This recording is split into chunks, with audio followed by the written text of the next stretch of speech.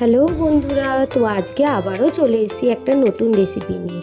কাশ্মীরি আলুর দম। কি কাশ্মীরি আলুর দম নামটা শুনলে মনটা লুচি পরোটা করে, কিন্তু আজকে আমরা এখানে শিখব কাশ্মীরি আলুর দমের রেসিপি।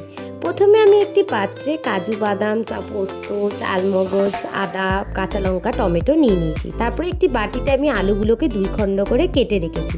তারপরে যথারীতি শিলপাটায় এখানে আমি আদা কাঁচা লঙ্কা বেটে নিয়েছি।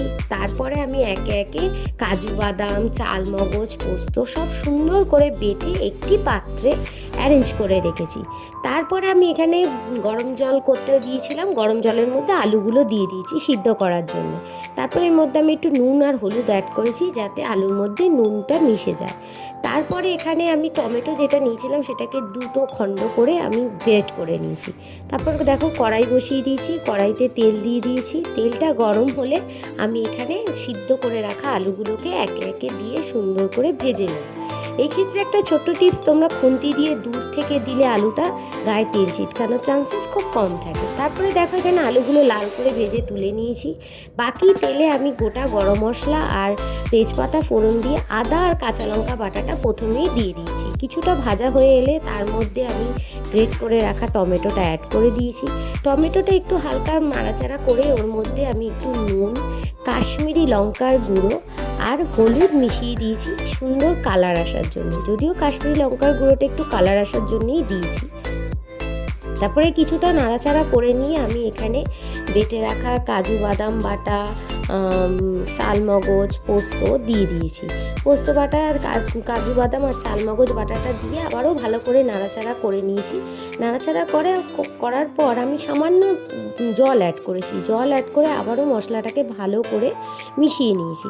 তারপর মশলাটাকে আমি কষতে থাকবো। কিছুক্ষণ কষার পরে আমি এর মধ্যে ভেজে রাখা আলুগুলো অ্যাড করে দিয়েছি, যাতে আলুর মধ্যেও মশলার গন্ধটা এবং মশলাটা ভালোভাবে ঢুকে যায়।